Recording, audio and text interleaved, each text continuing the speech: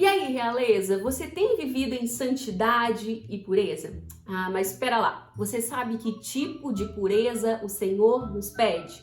No vídeo de hoje nós vamos entender que tipo de pureza o Senhor nos pede e como é possível vivê-la no nosso dia a dia.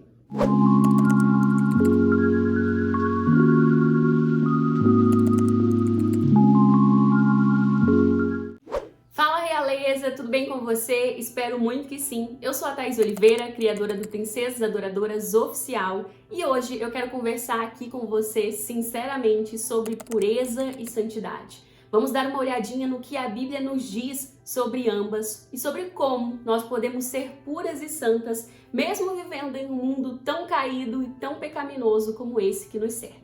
Realeza, há alguns anos eu comecei a assistir uma série na Netflix chamada The Society. E essa série me chamou muito a atenção e me fez refletir muito sobre pureza. E a partir dessas reflexões eu até publiquei um post lá no blog falando sobre que tipo de pureza o Senhor nos pede. E também tem uma parte do meu livro novo, A Jornada da Realeza, onde eu trago o exemplo dessa série e as reflexões, que eu tive durante esse período em que eu assisti a série, e hoje eu quero compartilhar um pouquinho dessas reflexões aqui com você. Por quê? Essa série é uma série original Netflix e ela é uma série de ficção científica que ela tem na classificação indicativa a informação de que ela tem cenas pesadas. Eu comecei a assistir porque eu gosto do gênero de ficção científica e comecei a assistir com a intenção de pular as cenas, E na verdade depois eu nem consegui mais assistir a série porque ela não me agradou, achei muito pesada mesmo para a faixa etária. Mas enfim, o que me chamou a atenção nessa série é que nela a gente encontra uma personagem chamada Helena, que é uma garota adolescente que se diz cristã, Ela professa a fé cristã e ela tem o desejo de se guardar sexualmente para o casamento. Contudo, a Helena tem um namorado que não é cristão e que até respeita, esse desejo dela de se guardar para o casamento, mas isso não impede que os dois pratiquem outros atos, outras atividades pecaminosas que atrapalhem a pureza da moça. Ou seja, a Helena preza pela virgindade dela, ela não faz nenhum ato sexual em si, mas o clima entre ela e o namorado é muito quente e isso não os impede de fazerem outras atividades que acabam ferindo a pureza dessa moça. Ou seja, e atrapalham realmente a pureza dela, porque a pureza que o Senhor nos pede vai além da nossa mera virgindade. Quando eu comecei a assistir essa série e observar o comportamento da Helena, esse comportamento dela me chamou muito a atenção e me fez pensar em quantos jovens cristãos e até mesmo adultos estão vivendo neste mesmo cenário. Estão se mantendo virgens, mas não estão zelando pela sua pureza. E eu quero começar a nossa reflexão te fazendo uma pergunta. Será que quando Paulo nos alertou sobre a importância de evitar a imoralidade sexual, lá em 1 Tessalonicenses 4, ele realmente estava se referindo apenas ao ato sexual em si? Será que o Senhor se importa apenas com a nossa virgindade ou ele está preocupado com termos uma mente pura também? Como eu fui apresentada ao Evangelho muito cedo, eu cresci aprendendo e entendendo que o projeto original de Deus para o sexo foi o casamento. Aprendi bem cedo também, através da minha mãe, sobre a importância de guardar também os meus olhos, a minha mente e o meu coração, para que assim eu pudesse zelar pela minha pureza espiritual. E quão árdua é essa tarefa, nos dias atuais. Se antigamente as mocinhas perdiam tempo imaginando como era o primeiro beijo, ou mesmo o que os casais faziam na lua de mel, a nossa geração não precisa mais imaginar. Nós temos acesso a essas informações em revistas para adolescentes, em livros, em conteúdos na internet e até mesmo encontramos vídeos até originais ou mesmo encenações por aí com muita facilidade. E a verdade é que você pode ter acesso a essas informações de maneira muito fácil. Você não precisa de uma revista pornográfica ou de um filme pornográfico para encontrar informações sobre isso. Você pode encontrar cenas assim em uma série, como essa série da Netflix que eu falei no início do vídeo, ou mesmo em algum livro de romance, em músicas, nas fotos das pessoas nas redes sociais que postam fotos seminuas. Você pode encontrar em revistas, em publicidades, em músicas, em filmes, enfim, em qualquer lugar. E consumir esse tipo de conteúdo que a gente acaba consumindo mesmo sem querer Mas alimentar-se desse tipo de conteúdo, desse tipo de imagem, não é também ferir os nossos olhos e encher o nosso coração de desejos que não deveriam estar ali? Desejos que ainda não deveriam ter sido despertas, uma vez que nós não somos casadas, que nós somos solteiras? Talvez você pense que eu esteja sendo exagerada, fanática ou mega religiosa, mas eu não estou. Pensa comigo por um instante.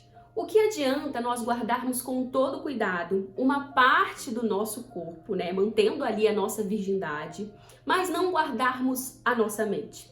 E se na nossa mente nós já vimos tudo, imaginamos tudo, fizemos tudo, desejamos tudo? Será que nós realmente permanecemos puras nesse estado?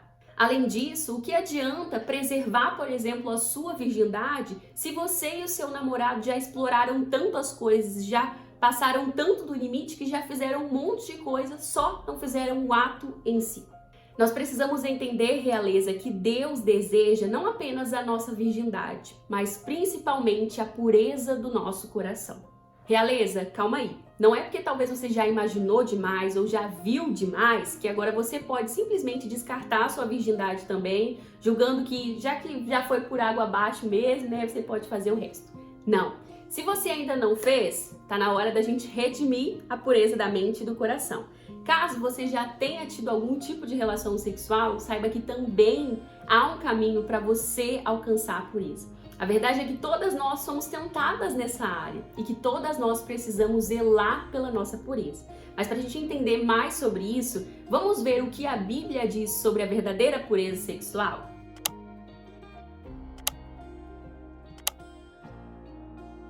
Para a gente entender o que a Bíblia fala sobre pureza, nós precisamos nos voltar para um texto muito importante, muito conhecido, que se encontra lá em 1 Tessalonicenses 4, dos versos 3 ao 7, onde Paulo diz assim: A vontade de Deus é que vocês sejam santificados.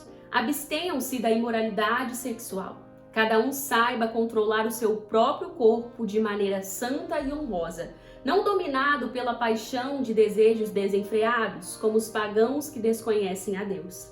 Neste assunto, ninguém prejudique seu irmão, nem dele se aproveite. O Senhor castigará todas essas práticas, como já lhes dissemos e asseguramos, porque Deus não nos chamou para a impureza, mas para a santidade. A palavra santidade, realeza, significa que nós fomos purificadas pelo Senhor, consagradas para Ele. Já que nós somos consagradas para Ele, como nós podemos permanecer puras e santificadas se nós enchemos nosso coração e nossa mente de coisas que são desagradáveis a Ele? Cabe ressaltar aqui, realeza, que o sexo em si não é ruim. Ele foi projetado pelo próprio Senhor, é uma criação dele. Contudo, como a Bíblia nos ensina, o sexo é uma bênção só dentro do casamento, porque ele foi projetado para o casamento. A palavra do Senhor descreve o sexo como a união de duas pessoas, a união em um só corpo.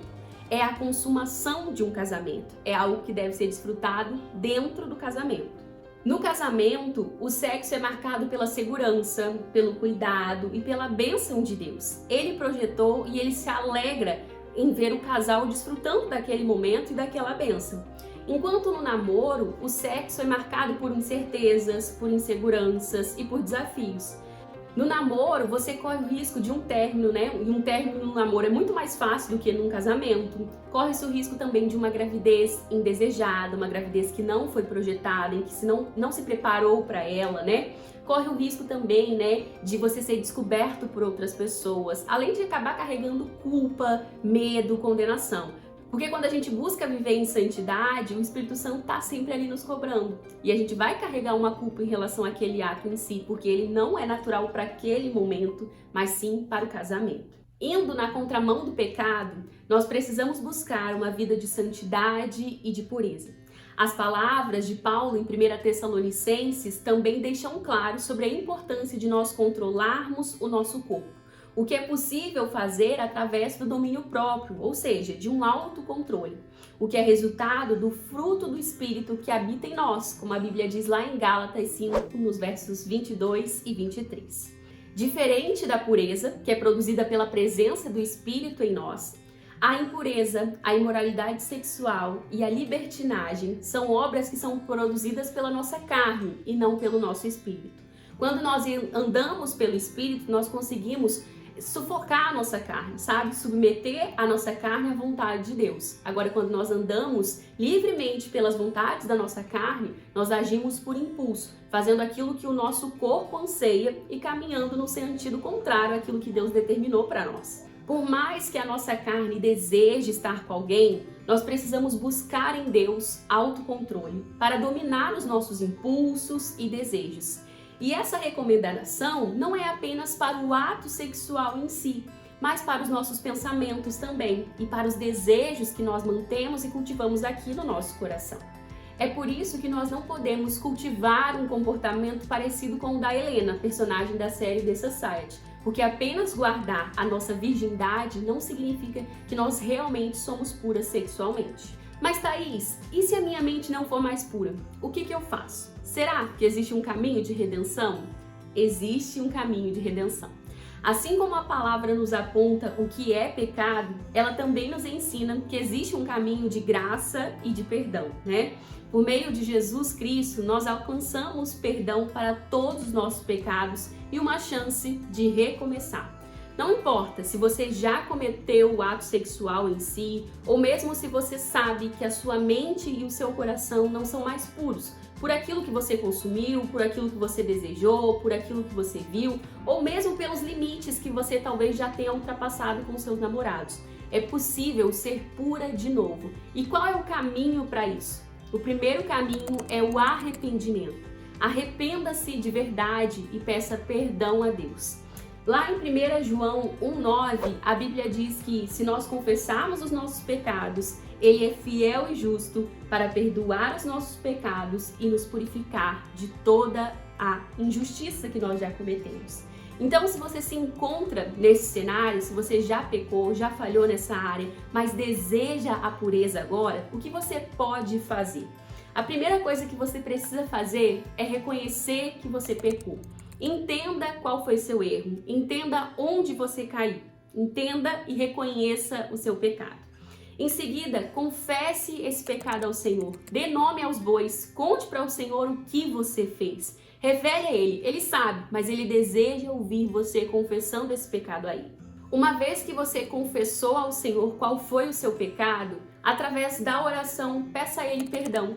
Saiba que o sangue de Jesus é poderoso o suficiente para te purificar, para te lavar e para te fazer mais branca que a neve de novo. Esse é o caminho bíblico para você se redimir e encontrar perdão. Mas existem algumas outras dicas que você pode aplicar aí no seu dia a dia e que podem te ajudar a zelar pela sua pureza. A primeira dica é que, se possível, você busque algum tipo de aconselhamento e de acompanhamento com seu pastor, com seus líderes ou mesmo com seus pais. Se você tem dificuldade, por exemplo, em lidar com conteúdos que você talvez já viu e tem vontade de ver, ou mesmo se você já caiu em pecados como o da masturbação ou da fornicação, você talvez não consiga lidar com isso sozinha hoje. E você nem precisa lidar com isso sozinha. Você pode encontrar em alguém um apoio e uma ajuda, sabe? Seja um pastor, seja seus pais, seja o seu líder na igreja. Mas precisa ser alguém de confiança, alguém discreto, alguém que vai realmente estar disposto a te ajudar espiritualmente a vencer essa batalha. Tá? Você pode pedir ajuda a essas pessoas e também pedir, claro, a ajuda do Espírito Santo. E essas pessoas podem te dar aconselhamentos, instruções e dicas práticas para você lutar contra a sua carne, lutar contra a sua tentação. Outra dica muito importante é que você busque se afastar de todo tipo de conteúdo que fira a sua pureza. Como essa série da Netflix, né, a The Society. Eu, por exemplo, nem consegui assistir até o final, mesmo pulando as cenas, não gostei, não deu. Evitar, sabe, conteúdos que tenham cenas sexuais, evitar livros, músicas que vão te induzir a pensar. É muito importante. A gente tem que entender que o nosso pecado começa aqui na mente. Inclusive, Pedro escreveu sobre isso. O pecado, primeiro, ele é pensado, depois é praticado. Então, evite, sabe, tudo aquilo que é gatilho para você. Seja um livro, um filme, uma série, conversas com algumas pessoas, fofoquinhas, sabe?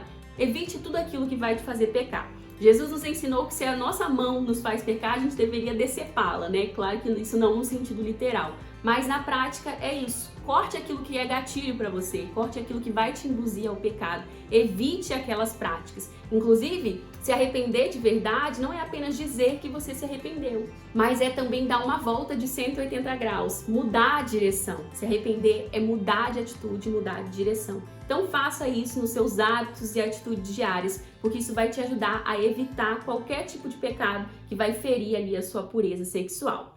E o meu último conselho é para você que já está vivendo um relacionamento. Se você namora ou está num noivado, converse com o seu parceiro e trace limites do que vocês podem ou não fazer e de como vocês juntos podem zelar pela pureza sexual dos dois. Não fiquem preocupados até onde vocês podem ir. Zelem de verdade pela pureza um do outro, evitem situações que vão despertar o desejo, que vão colocar vocês em risco, sabe? Assumam esse compromisso e zelem um pelo outro, porque isso vai fazer a diferença e vai gerar em vocês também muita comunhão, vai produzir muitos bons frutos na vida de ambos. Lembre-se, realeza, é importante não apenas você reconhecer o seu pecado e se arrepender dele, mas ter realmente uma mudança radical de atitude. Não é possível a gente vencer um pecado, principalmente quando ele se torna um vício na nossa rotina, a menos que nós venhamos a mudar os nossos hábitos, sabe? A evitar aqueles gatilhos que nos levam àquele pecado de novo. Então evite tudo aquilo que te faça ferir a sua pureza sexual. Lembre-se também que você foi chamada para viver de forma santa e pura. Por quê? Essa é mais uma regrinha chata do Senhor? Não, porque Ele é puro e santo e o nosso Pai nos chama para viver da mesma maneira. Se esse ainda é um desafio para você, sim, sabe, viver em pureza é uma coisa que te incomoda, vai estudar sobre isso, entenda por que Deus pede a pureza. Muita gente se coça com esse assunto porque acha que Deus está pedindo isso só porque é uma regra chata e que não faz sentido. E não é isso. Deus é um Pai bom e amoroso e Ele traça limites para nos proteger, para cuidar de nós, porque Ele sabe as consequências que pular, os limites vão trazer para nós. Deus não está sendo chato e cortando a nossa diversão, o nosso barato quando Ele traça limites. Pelo contrário, como Pai, Ele está nos protegendo, nos mantendo seguros. Então, vá entender o que realmente é pureza, entenda o que a Bíblia fala sobre pureza, sobre santidade, sobre casamento. Isso vai te ajudar a realmente viver isso na prática e a não obedecer meramente porque é uma regra que está na Bíblia, tá bom? Eu espero que esse vídeo tenha abençoado você, que ele tenha feito aí diferença na sua jornada. Se você ficou com alguma dúvida, quer comentar alguma coisa, deixa aqui nos comentários, tá bom? Não esqueça também de curtir o vídeo e de se inscrever aqui no canal, caso você ainda não seja inscrito ou inscrita. Eu te vejo no próximo vídeo, se Deus assim permitir. Um beijo e tchau, tchau!